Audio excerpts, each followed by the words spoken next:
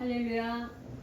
주님의 전에 나오신 여러분 환영합니다. 오늘 은혜 받을 하나님의 말씀은 요한복음 1장인데요. 요한복음 2강이겠습니다. 지난주에는 요한복음을 이해하기 위한 기본 정보 BRI에 대해서 우리가 배웠고요. 오늘은 이제 본문으로 들어가겠습니다. 요한복음 1장 제목을 하나님의 자녀가 되는 권세, 이런 제목을 가지고 이제 하겠는데, 본문이 좀 깁니다. 요한복음 1장 1절에서 18절까지인데 길기 때문에 한 절만 같이 합독하고 그 다음에 한 절씩 하겠습니다. 1장 12절, 영접하는 자 곧 그 이름을 믿는 자들에게는 하나님의 자녀가 되는 권세를 주셨으니. 아멘. 기도하겠습니다. 고마우신 하나님 아버지, 감사를 드립니다. 이 시간 말씀을 듣겠사오니 우리의 영안을 열어주시고 영의 귀를 열어주시고 우리의 마음을 열어주셔서 하나님의 말씀을 정말 생명의 말씀으로 들을 수 있는, 레마의 말씀으로, 나에게 주시는 말씀으로 들을 수 있는 은혜를 더하여 주옵소서. 종의 입술에 기름을 부어주사 주님 친히 말씀하여 주십시오. 예수님의 이름으로 기도합니다. 아멘. 할렐루야. 이제 요한복음 1장 1절에서 18절까지는 요한복음의 서언이에요. 서언. 책을 보면 맨 앞에 서언, 서문이라고도 하고 그러잖아요. 그러니까 이게 1장부터 1장 1절부터 18절까지인데, 이게 지금 구조가 어떻게 되어 있냐면 A, B, C, B-A- 이렇게 되어 있어요. 그러니까 요 C는 뭐냐? 요거를 우리가 히브리 사람들은 어떻게 글을 쓰냐면요. A, B 가운데 놔두고 B-A- 요 중요한 말을 가운데 이렇게 나눠요. 그래서 그거를 샌드위치라고 그러는데, 저희가 방금 읽었던 요 1장 12절이 가장 중요한 구절을 여기다 넣어놨어요. 저자가 글을 쓸 때 A, B, B-A 요 C의 가장 중요한 말을 여기다 넣어놨어요.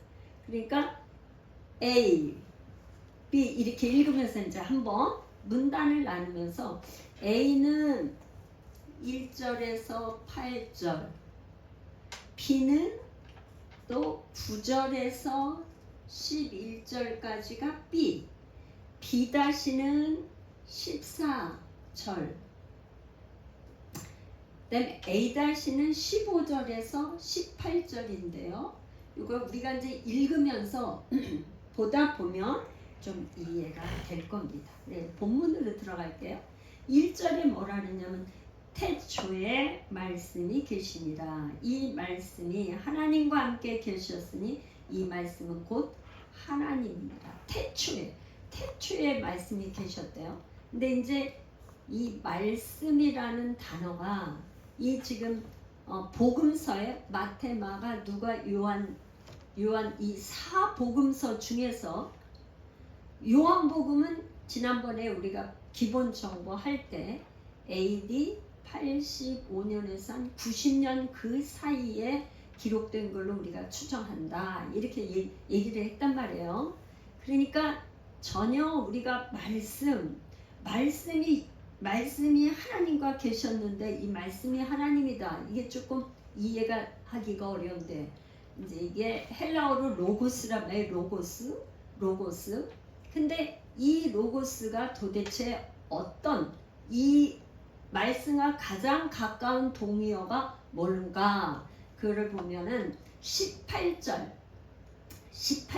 보면은 본래 하나님을 본 사람이 없으되 아버지 품속에 있는 독생하신 하나님이 나타나셨느니라. 그러니까 이 글 쓰는 저자 요한은 A와 A-를 이렇게 A를 말씀이라고 해놓고 말씀이 무언지를 A-에 다시 한번 설명을 해준 거예요. 말하자면 B를 얘기하고 B 다시 해서 B를 다시 설명을 했어요. 그리고 이건 가장 중요한 말하고자 하는 서언에서 말하고자 하는 핵심을 여기다 얘기를 한 거죠. 그러니까 뭐냐면 말씀은 곧 뭐냐면 아버지 품속 하나님을 우리가 본 사람이 없어. 아무도 본 사람이 없어. 왜 그러냐? 우리가 죄인이기 때문에 하나님을 보면 어떻게 죄 때문에 죽는 거예요. 죄 이퀄 사망이니까. 하나님은 죄가 하나도 없은 의로우신 그분이 이 죄의 몸을 가지고 가면 죄 때문에 죽는 거예요. 그러니까 아무도 하나님을 본 사람이 없어. 그런데 하나님 품속에 있는 독생하신 분, 하나님의 아들 독생자가 아버지 품속에 있었는데 그분이 나타나셨다. 그게 말씀이다 이런 말이에요. 할렐루야. 조금 제가 설명한 게 좀 이해가 되셨어요? 네. 말씀 이퀄 말하자면 하나님 품속에 있는 독생자를 하나님 아버지가 나타내 보여줬다는 거예요.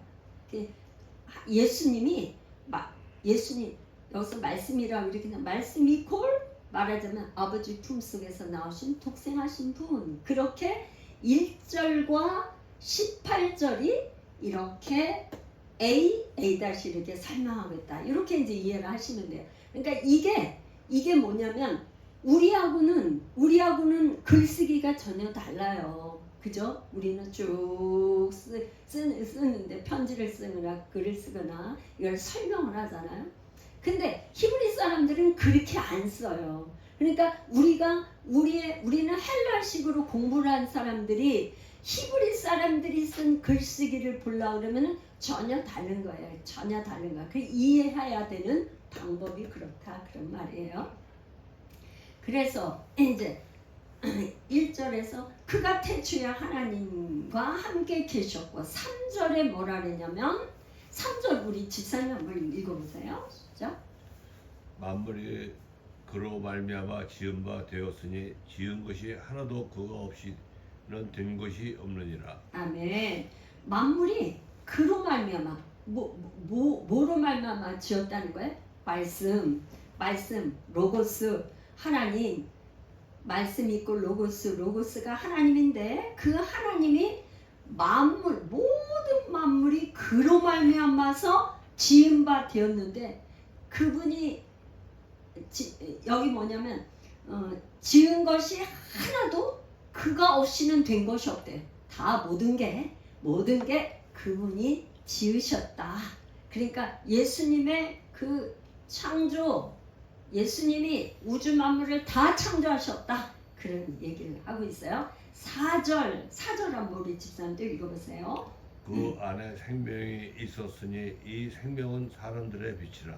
이 사람들의 빛이다. 이렇게 지금 개혁 성경에 이렇게 보면 조금 이해가 안 돼서 쉬운 성경으로 읽어보면 그분 안에는 생명이 있습니다. 근데 그 생명은 세상 사람들을 비추는 빛이었습니다. 이게 하나님께서요 우주 만물을 창조해 놓으시고 이 지구에 달이 있고 해가 있어요.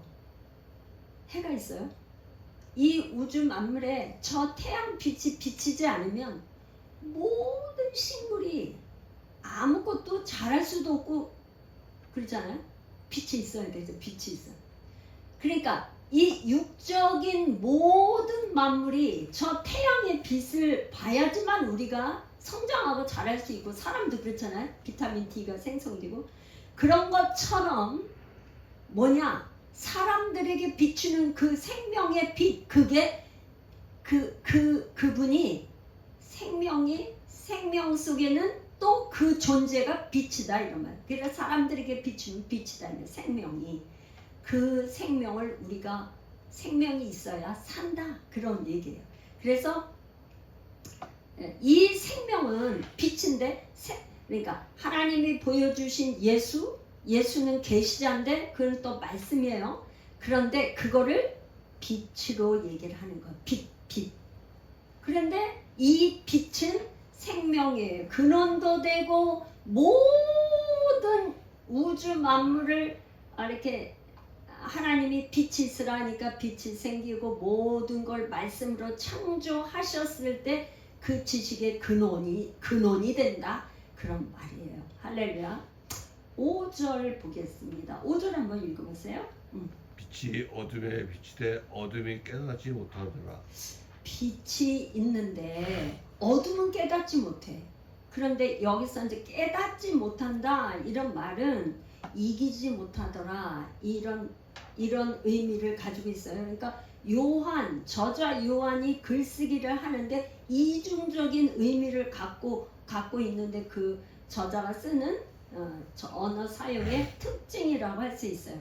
근데 이거는 뭐냐? 이기지 못한다 하는 거는 말하자면 여기서 예수님이 이 땅에 오셔서 유대인들이 대적하는, 그러니까 요한복음은 전체가 예수님을 대적하는 사람들을 유대인으로 이렇게 그리고 있어요. 유대인들이 예수님을 대적하고 믿질 않고 거부를 하고 이런단 말이죠. 그래서 유대인들이 거역하고 십자가를 못 받고 그렇게 했는데 이 전체를 말하는 건 뭐냐면 그렇지만 예수님이 이겼다 이런 말이에요. 여기서 왜 이기지를 못할까요? 어둠은 왜 빛을 이기지 못한다는 거예요? 뭐냐? 하나님을 알지 못하니까. 우리가 뭘 하든지 요즘은 정보시대예요. 정보시대. 그래서 전쟁을 하든지 뭐 하든지 상대방을 저걸 잘 알아야 이길 수 있어. 옛날이나 지금이나 그러잖아요. 전쟁을 한다면 나를 알고 상대를 알면 이기는 거잖아요. 근데 이 어둠은 뭐냐? 하나님을 알지 못해. 하나님을 알지 못하니까 결국에는 뭐야? 이길 수가 없는 거지. 그래서 성경에서는 안다는 것은 믿는다와 동의어로 생각하는데요. 그러니까 성경에서 안다 하는 거는 성경에서 창세기에서부터 안다 이런 거는 무슨 말이냐면 결혼한다. 말하자면 결혼해서 부부의 관계가 되는 것이 가장 잘 알아. 이 세상에서 있잖아요. 예를 들어서 교회 나오거나 사회생활을 하는데 아는 것 같지만 가장 잘하는 건 뭐냐?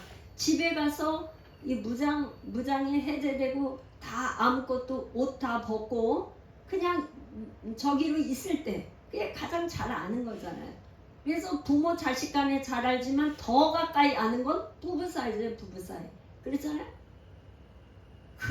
그런 관계가 제일 잘 아는 관계야. 그래서 성경에서 안다.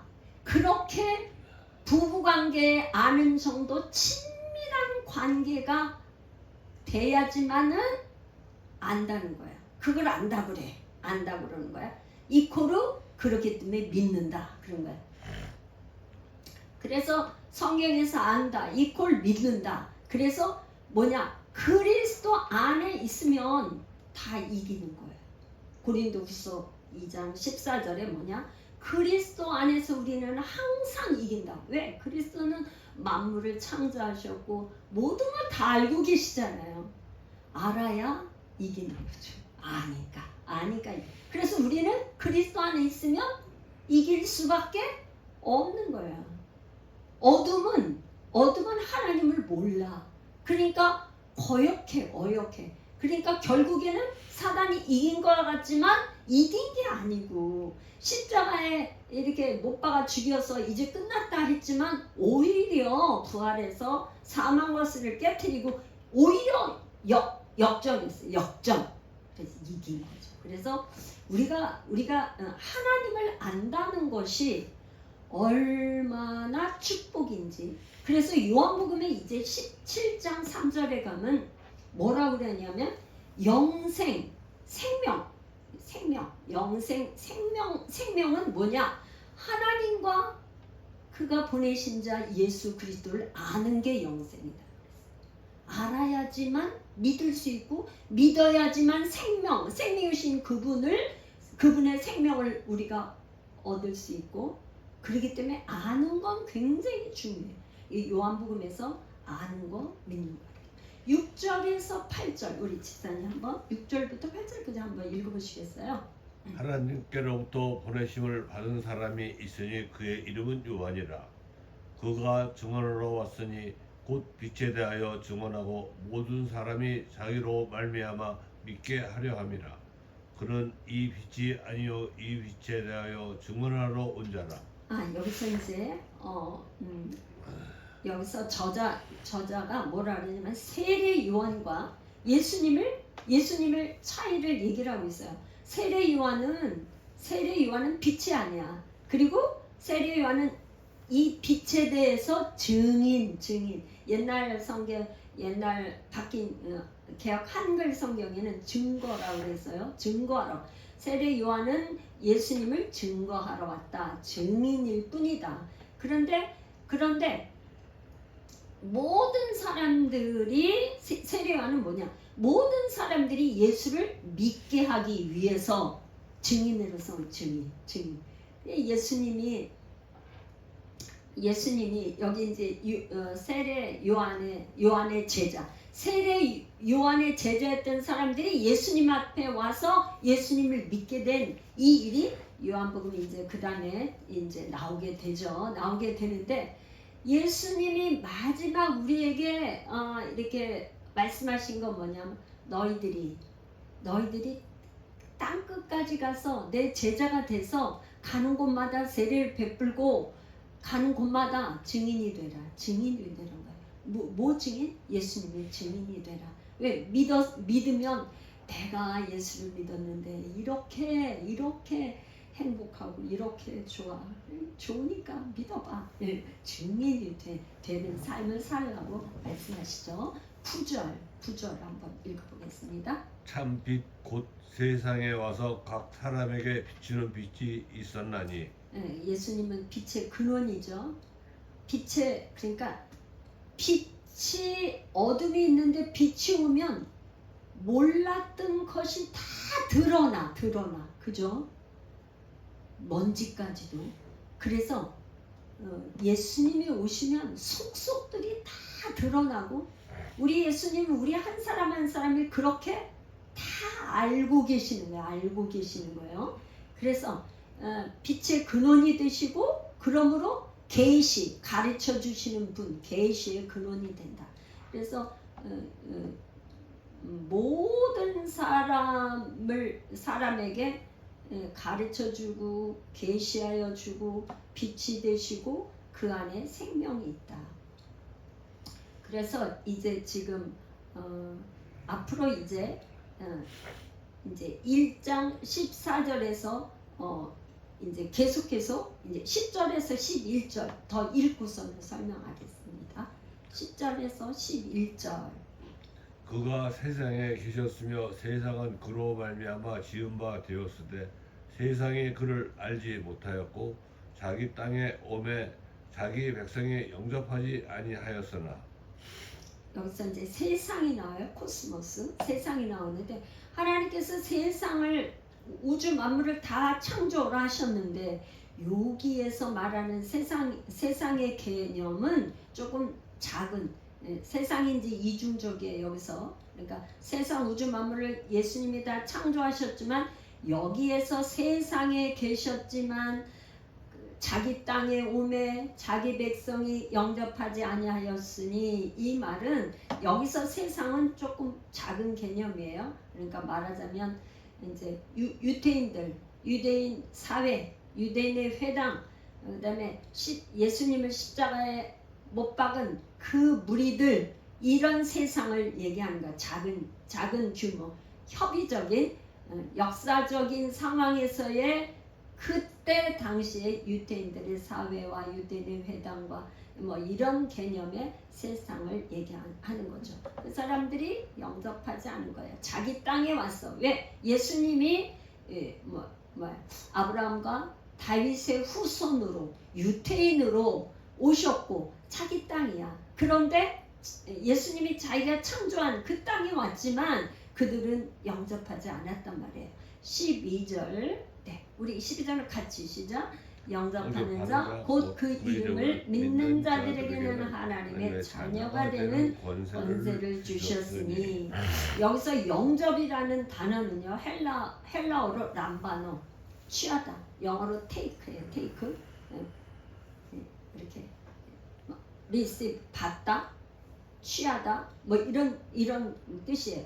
그러니까 예수님을 영접하는 자 그리고 이 저자가 이퀄 또 이퀄 뭐냐면 곧 그 이름을 믿는 자라는 거예요. 예수 이름을 믿는 자들 이퀄 하나님의 자녀가 되는 여기서 하나님의 자녀가 되는 거에 되는 권세를 얘기했어요. 엑수시아 헬라어로 엑수시아 이 권세 자녀가 되는 것뿐만 아니라 자녀가 되는 이 권세를 주셨다. 이거는 지금 요한복음의 키버스 핵심 적이라고 핵심 구절이라고 할 수 있어요. 그다음에 이 요한복음의 기록 목적이 30장에 나오지만 이게 굉장히 중요한 구절이죠. 그래서 이제 요 하나님의 자녀라는 것은 구약 성경에서는 이스라엘 백성들을 유대인들을 선택했어. 이스라엘 백성들을 하나님의 자녀라고 이렇게 표현을 하고 있어요. 구약 성경에. 그랬는데 이 지금 이 유대인들 이스라엘 백성들이 자기 백성이라고 생각했던 이들이 예수님을 영접하지 않아. 믿지 않아요. 거부해. 그러니까 이거를 그런 사람들이 맞는데 영접하는 자, 믿는 자에게는 그 이름을 믿는 자는 하나님의 자녀가 되는 권세를 주셨으니까 이 사람들은 이 저자는 뭐냐? 반대야 지금. 반대 뭐야? 이제껏까지는 유대인들이 선택받은 사람이고 하나님의 자녀인 줄 유대인들이 알고 있었어. 그랬는데 진짜 하나님 독생하신 자 예수님이 이 땅에 오셨는데 그분을 안 믿는 거야. 안 믿는 거. 거부한단 말이에요. 그러니까 어떤 사람이 하나님의 자녀인가를 그 이후에 이제 다시 이제 설명을 하는 거죠. 그래서 지금 13절 한번 볼게요. 네, 한번 읽어보세요. 이는 혈통으로나 육종으로나 사람의 뜻으로 나지 아니하고 오직 하나님께로부터 난 자들이니라. 여기서 이제 믿는다는 것이 우리가 마음대로 내 생각이나 그런 걸로 믿을 수가 없다는 얘기예요. 그러니까 혈통적으로 유대인들이 혈통을 가지고 혈통적으로는 분명히 유대인이고 하나님의 택하신 백성이고 그런데도 예수님을 안 믿는 거예요. 그러니까 이걸 지금 저자 요한은 어떻게 설명을 하고 있냐면 이 믿는다는 것이 혈통 가지고 안 돼. 육정 그러니까 사람의 육신의 그걸 가지고 좋아해서 자녀를 낳은 거 가지고 안 돼. 그럼 사람의 뜻으로는 절대 안 된다. 그리고는 뭐냐? 오직 하나님께로부터 난 자들이나. 그러니까 이 하나님께로부터 난 자들이니라 이 말은 하나님의 은혜이다 이 말이야. 이것이 하나님께로 낳는 걸 예를 들어서 내가 하나님께로 낳고 싶어요. 그래 꼭 낳을 수 있어요? 응? 이게 자식이 부모에게 나는 이 세상에 아주 최고 가는 갑부의 아들 딸로 태어나고 싶어요. 그런다고 그렇게 태어날 수 있어요? 안 되잖아. 나는 절대 가난한 사람 엄마 아버지 밑에서 태어나고 싶지 않아. 나는 재벌집에 부자 학벌 좋고 모든 걸 갖춘 부모에게서 태어나고 싶어. 그거는 어떻게 자녀가 선택할 수 있어요? 안 되잖아. 더더군다나 그것도 안 되는데 더더군다나 하나님의 자녀로 태어난다는 거를 내가 날 하나님의 자녀로 태어날 거야. 태어나고 싶어. 그렇게 되냐 이 말이에요. 누구 마음이에요? 하나님의 자녀를 삼는 거는 누구 마음이야? 주권자이신 하나님 마음이에요. 그래서 그걸 이 하나님께로부터 난 자들이니라 이 말은 하나님의 계획과 섭리와 뜻과 하나님의 은혜로밖에 설명할 수 없다. 그래서 이것을 말하자면 은혜는 선물이 선물. 우리가 어느 날 내가 예수님을 믿게 됐고 교회에 나와서 예배를 드리고 있고 이렇게 한 것이 선물이 은혜란 말이에요. 거저 그러니까 값이 없이 거저 하나님께서 선물을 줘갖고 내가 이렇게 온 것 같았는데 생각해보니까 내가 어떻게 이렇게 교회 오게 됐지? 그죠 집사님? 어떻게 내가 이렇게 교회 오게 됐지? 이게 하나님의 은혜고 하나님의 선물이다. 이게 초자연적인 이런 역사. 이거는 우리가 초자연적인 역사를 우리가 어떻게 하겠어요? 못하죠. 그러니까 하나님의 은혜로밖에 설명할 수 없다. 오직 하나님께로부터 난 자들만 예수 그리스도를 알고 믿고 하나님 자녀가 된다. 이런 말이에요. 할렐루야. 네, 14절 우리 집사님 읽어보세요. 네. 말씀이 육신이 되어 우리 가운데 거하심에 우리가 그의 영광을 보니 아버지의 독생자의 영광이요 은혜와 진리가 충만하더라. 아멘. 이 14절이 이제 다시 말씀을 설명하는 거죠. 이게 지금 A에서 있는 거를 B 다시를 다시 설명하는 거예요. 그러는데 이 말씀이 육신이 되어서 우리 가운데 거하심에 이 거한다는 말은 이제 이게 이런 거예요. 항상 있잖아요. 이 글쓰기를 할 때 바울도 그랬고 지금 사도 요한도 어떤 식을 말을 하냐면 구약 성경에 있는 것을 인용해 와서 쓰고 있어요. 그러니까 거하신다는 거는 출애굽기에서 이스라엘 백성들이 애굽에서 출애굽을 해서 가나안 땅에 들어가기 전에 이들은 어디에서 살았어요? 장막 텐트를 짓고 텐트 속에서 살았단 말이에요. 그래서 거한다는 건 이 사람들이 텐트에서 거한다. 그거를 인용해서 지금 우리 가운데 거하신다. 하나님이 텐트에 어떻게 있겠어요? 근데 그렇게 출애굽기에 나와 있는 그거를 인용해 와서 우리 안에 거하신다. 이렇게 표현을 한 거예요. 그래서 출애굽기 40장 34절에서 38 제가 한번 읽어볼게요.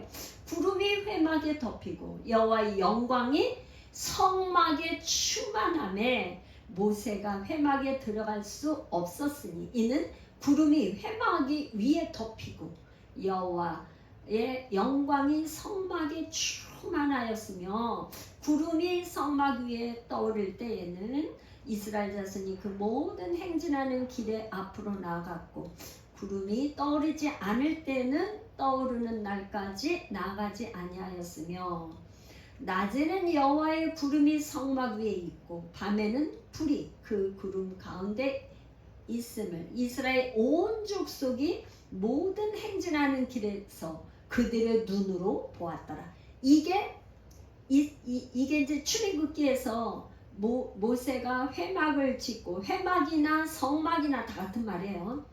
회막이나 성막이나 장막이나 그런데 그 텐트를 지어놓고 있는데 여호와의 영광이 얼마나 충만했었던지 모세가 회막에 들어갈 수 없어.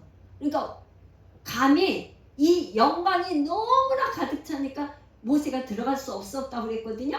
그랬는데 이 구름이 그러니까 하나님의 임재의 표현은 구름과 바람과 뭐 이런 걸로 표현하잖아요. 생수. 근데 이 구름이 막 회막을 막 덮었어요. 그런데 어떡하냐? 구름이 떠오르지 아니하고 있을 때는 그냥 있는 거예요. 정체에 있는 거야. 그런데 뭐야? 낮에는 여호와의 구름이 성막 위에 있고 밤에는 불기둥이 있어가지고 따뜻하게 하고, 그 팔레스타인 지방에 낮에 햇볕이 강하니까 구름이 이렇게 덮여 있고, 밤에는 또 춥단 말이에요. 사막이니까 밤에 불기둥으로 이렇게 해서 하나님께서 이스라엘 백성과 함께 있었다 하는 거를 지금 사도 요한이 이렇게 글을 표현할 때 우리 안에 거하심에 그렇게 표현을 한 거예요. 할렐루야. 이해가 되시나요? 그래서 이게 이제 대조로 했는데요. 이게 11절에서는 여기 11절에서는 아까 11절에서는 뭐라 그랬냐면 자기 땅에 오매 자기 백성이 자기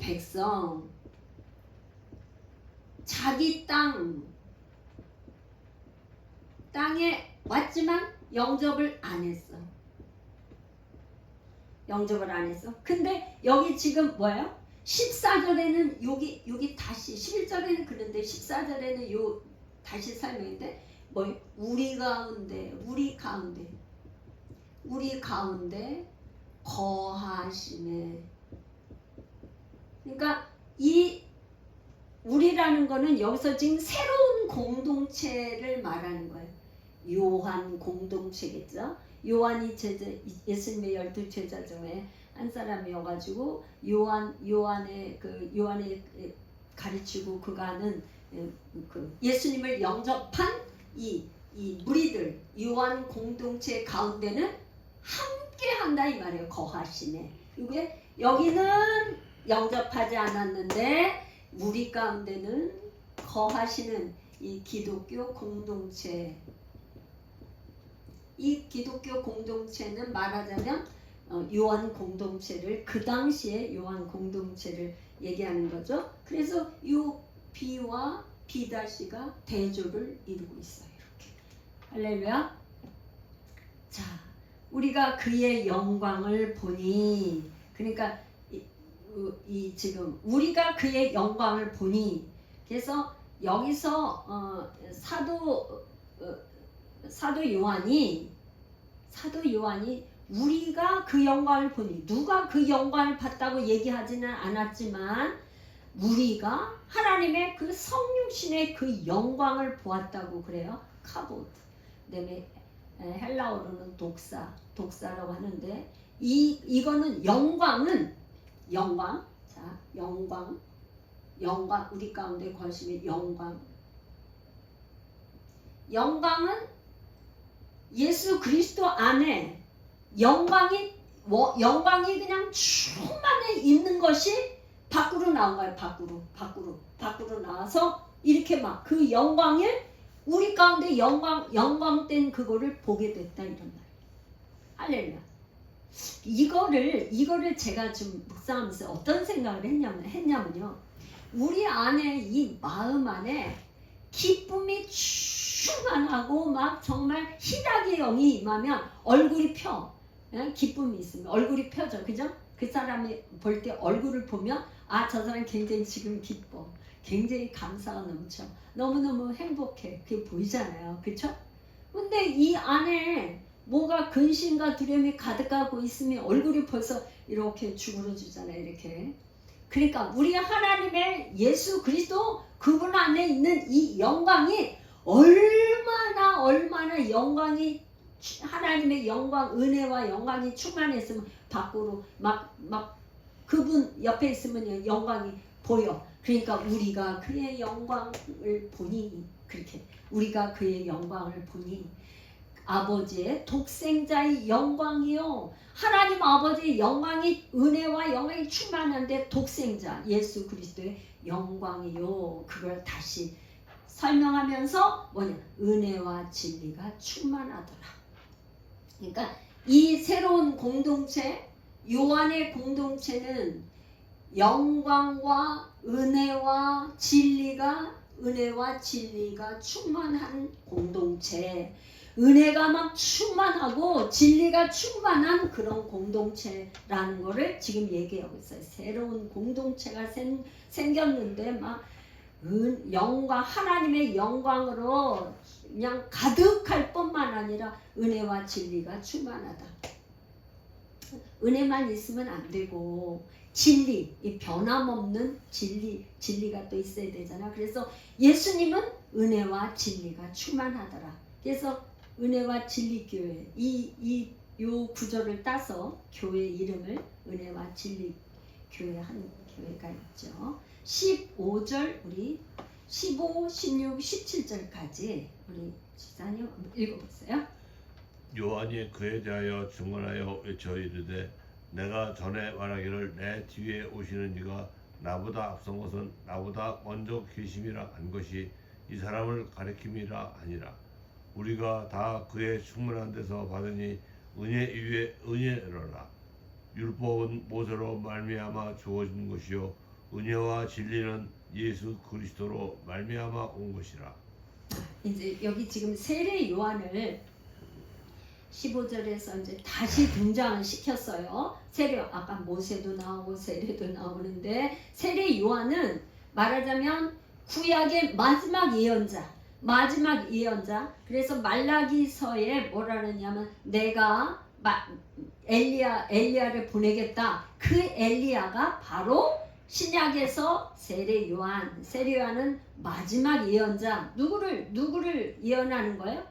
예수 그리스도. 이제 오리라고 하신 그분이 바로 누구다? 이분 예수님이 우리가 이제껏까지 예언자들 선지자들이 말했던 그 메시아가 바로 이분 예수님이 그분이다. 이거를 이제 증언하는 거잖아요. 증언하는 거예요. 그래서 뭐라냐면 내가 전에 말하기를 내 뒤에 오신 이가 나보다 앞선 것은, 그러니까 먼저, 자 보세요. 세례 요한이 먼저 태어났어요. 예수님보다 6개월 먼저 태어났어요. 사촌지간이야. 먼저 태어났어요. 혈육으로는 그래요. 먼저 태어났고 예수님이 나중에 태어났으면 당연히 세례 요한이 먼저 있는 게 맞는데 뭐라 그러냐면 이래. 나보다 앞선 것은 예수님이 먼저 계셨다. 선제. 먼저 존재하셨다. 그래서 1장 1절에 뭐냐면 태초에 말씀이 계시니라. 이게 선제설이에요. 하나님은 태초에 이 세상에 사람이 아무것도 없을 때 태초 어떤 시점에 말씀이 먼저 계셨다. 그런 얘기예요. 그래서 나보다 먼저 계심이라 한 것이 이 사람이다. 이 사람 바로 이 선제 먼저 계셨던 분, 이분이 예수다. 이렇게 얘기를 하고 있어요. 우리가 다 그의 충만한 데서 받으니 은혜 위에 은혜로라. 이 은혜 위에 은혜로라, 이거는 시간적 의미에서 은혜가 있는데 은혜 뒤에 또 은혜가 있어. 할렐루야. 이렇게. 그래서 율법은 모세로 말미암아 주신 것이요. 그러니까 뭐야? 율법 10계명을 받고 모세가 시내산에 올라가서 우리 하나님 앞에 가서 40일 동안 금식하면서 그 율법을 받았어요. 그런데 이 모세를 이렇게 격하는 게 아니고 그 이스라엘 백성들은요, 누구를 큰 선지자로 생각해요? 위대한 선지자? 모세. 이스라엘 백성들은 가장 극악하게 여기는 지도자, 이스라엘의 위대한 지도자 하면은 모세. 그 다음에 왕 중에서는 다윗 왕. 그렇게 생각한다 봐요. 그런데 이스라엘 백성들, 유대인들이 그렇게 생각하는 모세보다도 예수, 이 모세보다도 더 먼저 계신 분이 예수님이시다. 그리고 더 위대하신 분이 예수라는 거를 비교하기 위해서 율법은 모세로 말미암아 주신 것이요. 이렇게 이제 비교하면서 얘기를 하는데 모세보다도 먼저 계시고 모세보다도 위대하신 분이 예수야. 이거를 얘기하고 싶은 거죠. 그래서 이제 여기서 지금 또 이제 18절 한번 18절 보고 18절 본래 하나님을 본 사람이 없으되 아버지 품속에 있는 독생하신 하나님이 나타내셨느니라. 그죠? 이제 하나님을 봤다 하면은 살아날 사람이 아무도 없는데 아버지 품속에 있는 독생하신 독생자 예수 그리스도가 그분만이 하나님을 봤어요. 그래서 요한복음은 어떤 점이냐? 아버지 품속에 계신 분이 아버지가 보내셔서 이 땅에 오셨고 땅에서 다시 아버지에게로 돌아가는 아버지가 보내셔서 이 땅에 오셨다가 이 땅에서 아버지에게 돌아가는 거. 이게 요한복음에서 이 사도 요한이 얘기하는 게 그거예요. 그러니까 아무도 아버지를 본 사람 없죠. 없어. 오직 누구만 봤어요? 예수님만 아버지 품에 있었던 이 예수님만 이제 봤어요. 이거는 왜 이렇게 지금 아버지 품 속에 있는 이거는 13장 23절에 가면은 이 지금 사도 요한이 자기가 예수님의 그 품 속에서 이렇게 있었던 거를 이게 생각하면서 그런 식으로 문장을 쓴 거죠. 13장 23절에 가면은 예수의 제자 중 하나고 그가 사랑하시는 자가 예수의 품에 의지하여 누웠는지라. 그러니까 가장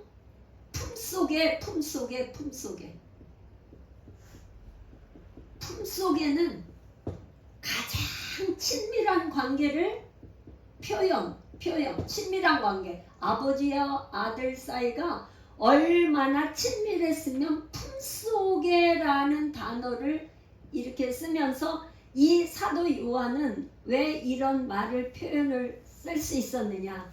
예수님의 12 제자 중에 많은 제자가 있었지만 12명이 있었어요. 그죠? 12명이 있었어. 그런데 그 중에 베드로와 요한과 야고보 3명이 예수님의 제자 중에 3명이.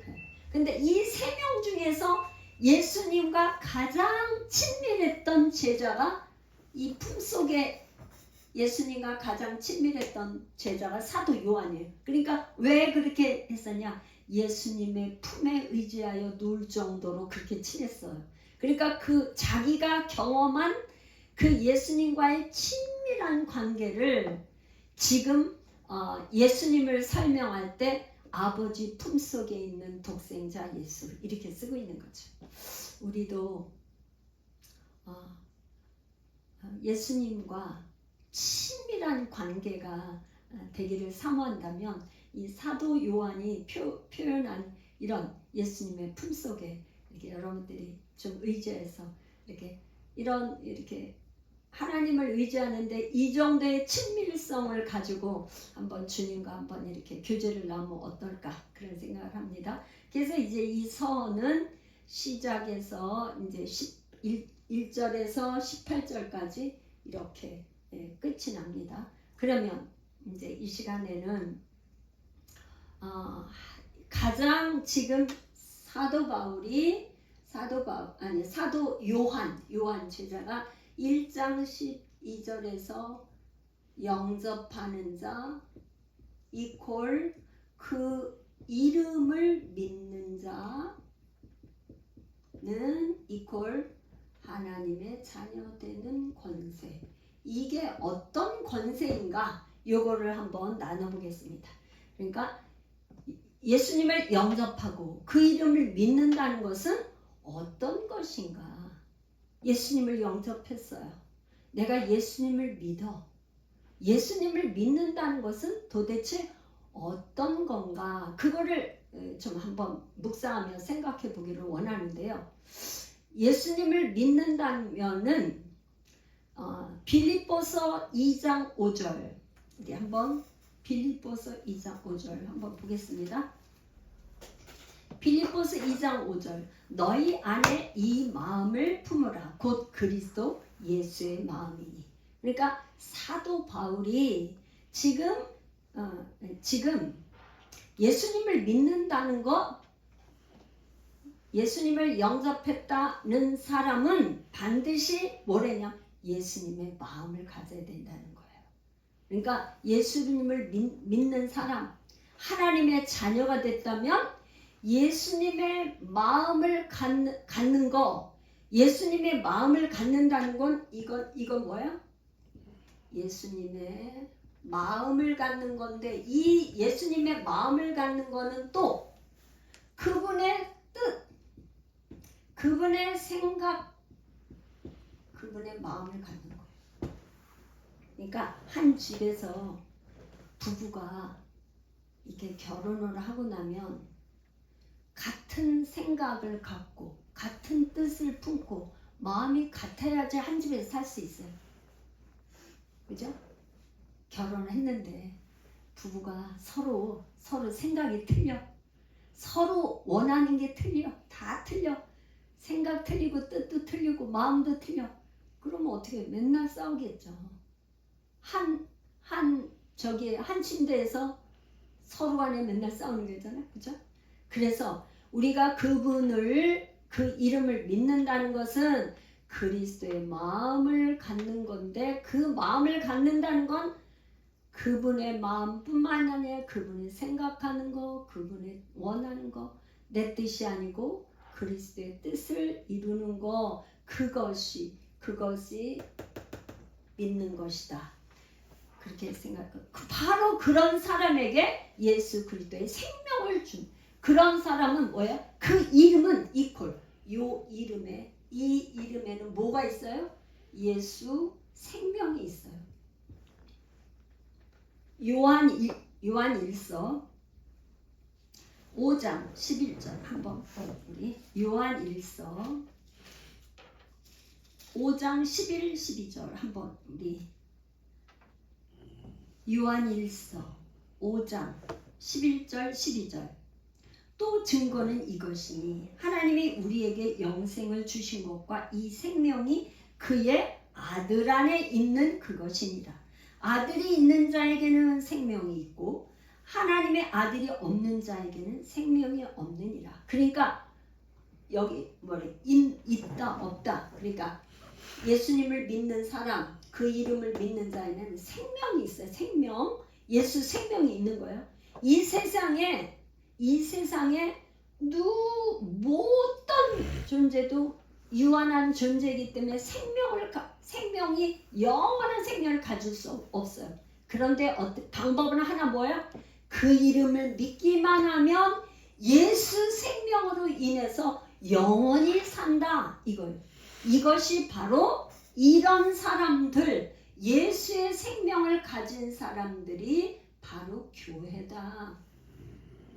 이 교회는 흑암의 세력, 원수마귀 사단이 절대로 음부의 권세가 틈탈 수 없는 천국의 열쇠를 주었다. 이 천국의 열쇠가 바로 예수 이름이에요. 할렐루야.